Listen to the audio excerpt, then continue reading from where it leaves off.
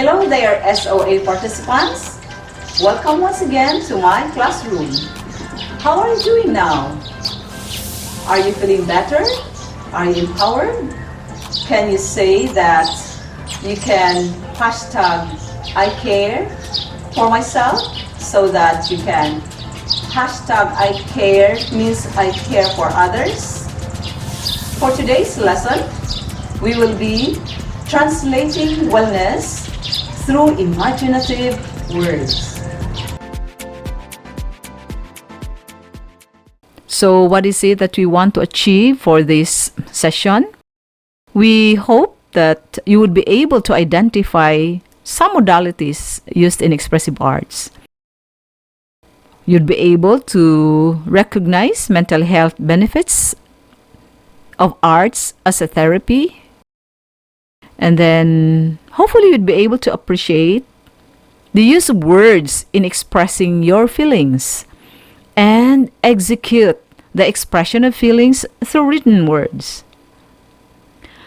Okay, so then again, we know that pandemic lead us no choice but to be more resilient and resourceful in order to fight boredom and uncertainty.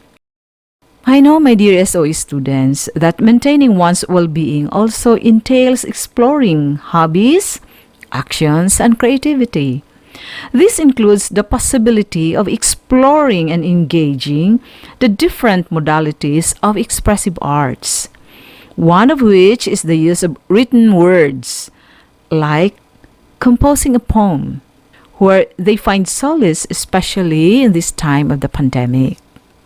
But first, just a bit of a discussion about art as a therapy.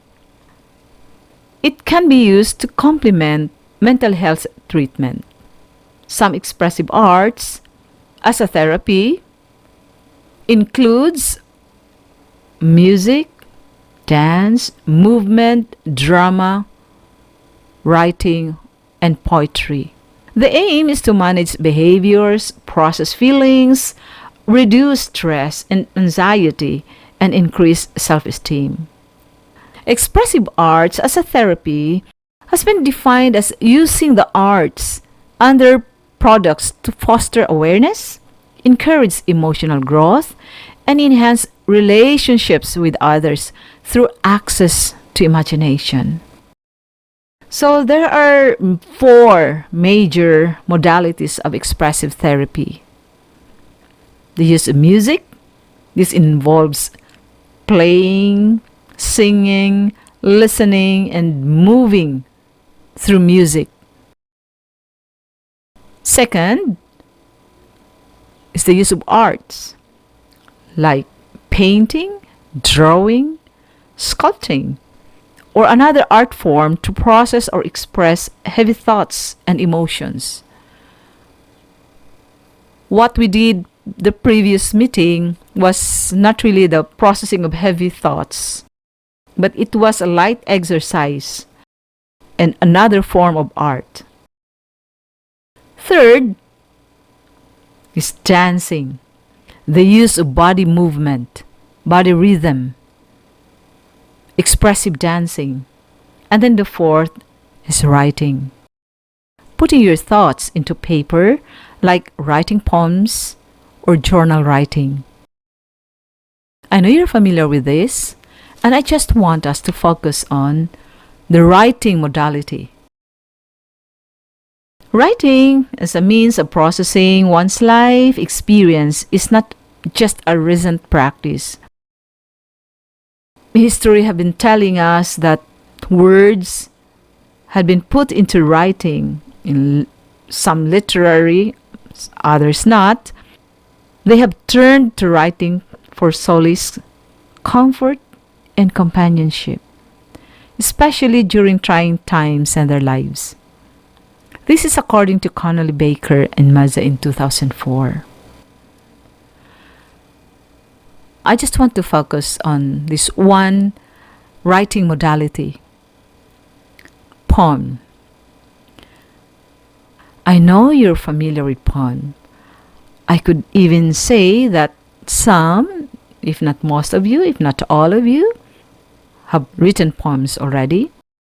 So it is a piece of writing words chosen for their beauty and sound and are carefully arranged, often in short lines which rhyme. It is a collection of words that expresses your emotions and ideas. Writing your emotions, your feelings, your deepest feelings, putting it into words and writing it, composing a poem, is very therapeutic. It would help you express your emotions, especially if you cannot express it to others. There is a type of poem, a traditional Japanese poem that is called haiku. It consists of 3 short lines that do not rhyme, having 3 lines containing usually 5, 7, and 5 syllables, respectively. It is a form of poetry that focuses on a brief moment of time and a sense of sudden illumination of enlightenment. I know that you can search some samples of haiku and a poem. That is what I want to share to you. The mental benefits of art therapy activities. So, focusing on the writing modality. But this also applies in other modalities in arts as a therapy.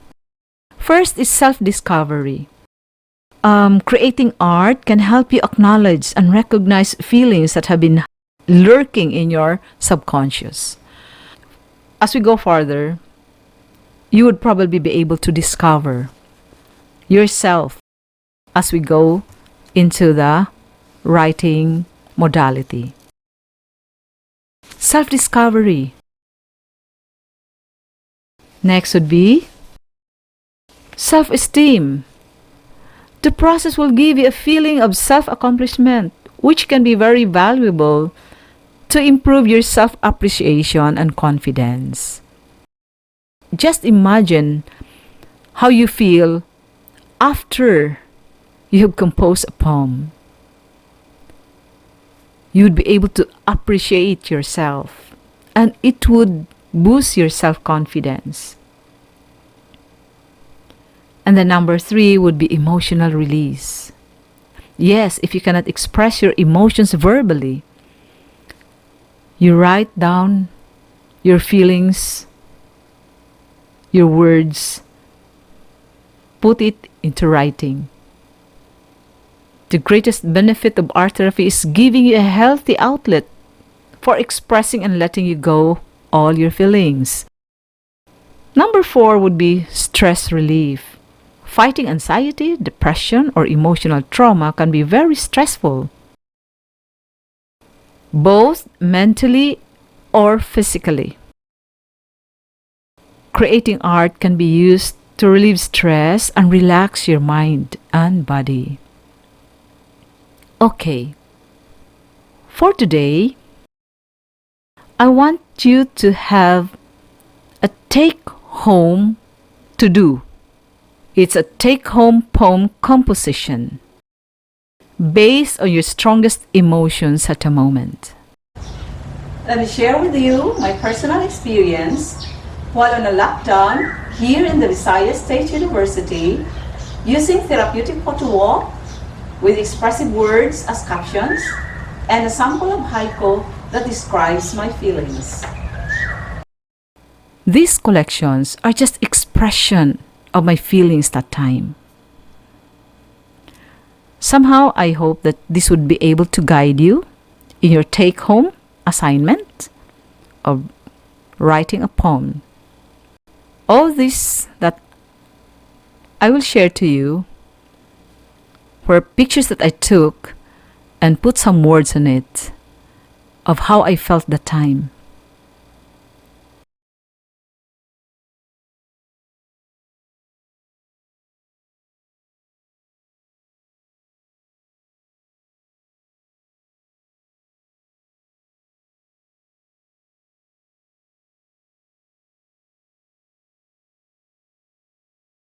So, I'm good as done. Let us now go to your learning assessment. Number 1. What are the 6 basic human emotions? What are the 6 basic human emotions?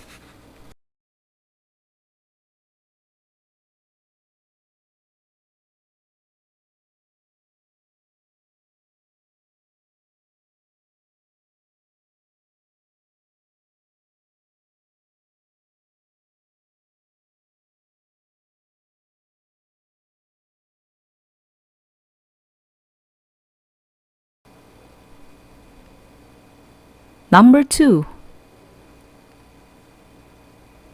Define stress, anxiety, and depression.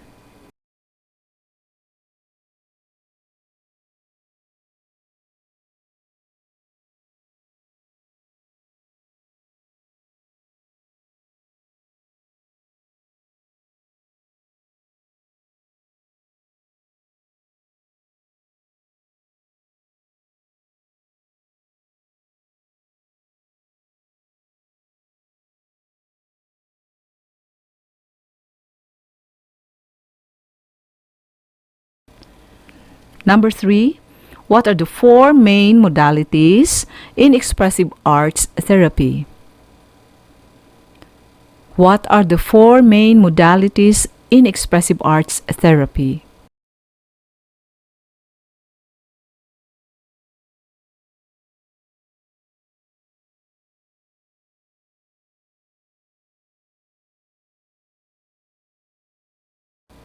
Number 4. Give at least 2 mental health benefits of arts therapy activities.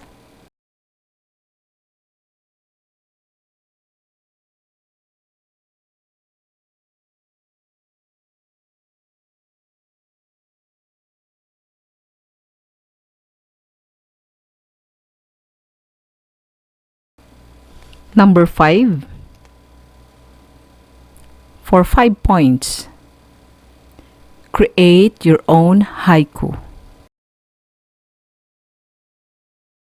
Number 5. For 5 points, create your own haiku.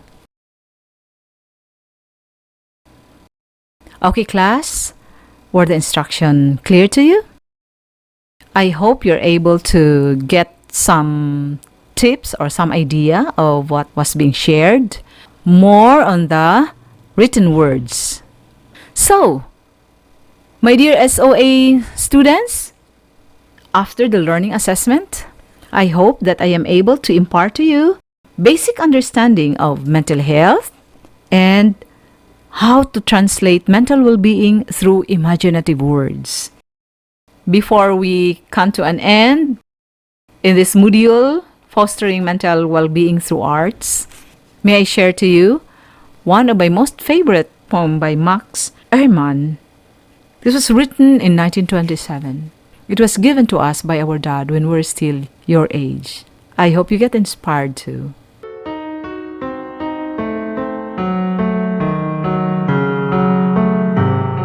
Desiderata.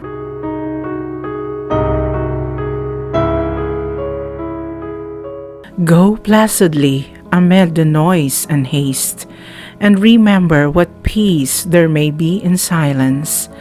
As far as possible, without surrender, be in good terms with all persons. Speak your truth quietly and clearly, and listen to others. Even to the dull and the ignorant, they too have their story. Avoid loud and aggressive persons. They are vexatious to the spirit. If you compare yourself with others, you may become vain or Peter. For always there will be a greater and lesser persons than yourself.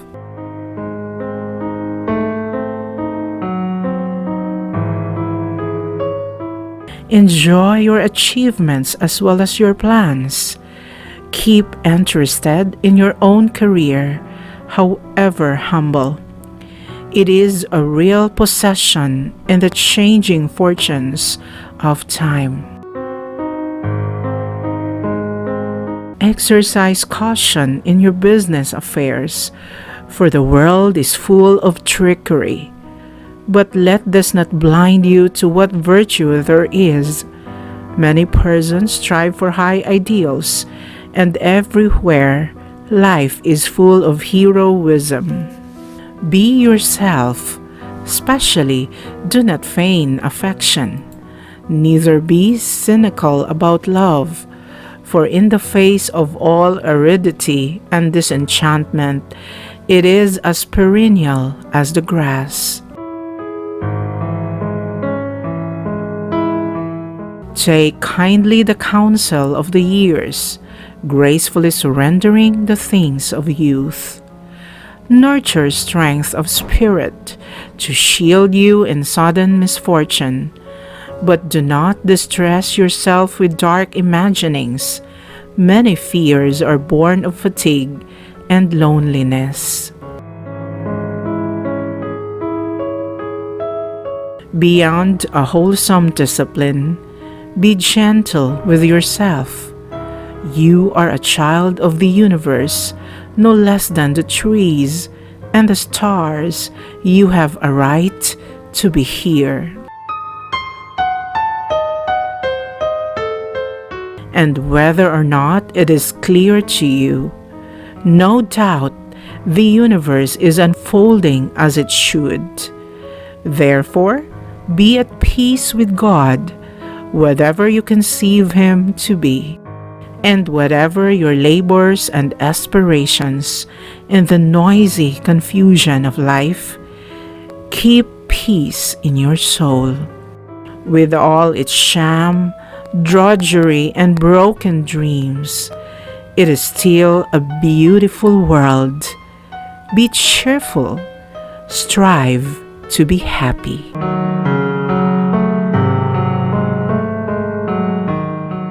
By Max Ehrmann, 1927.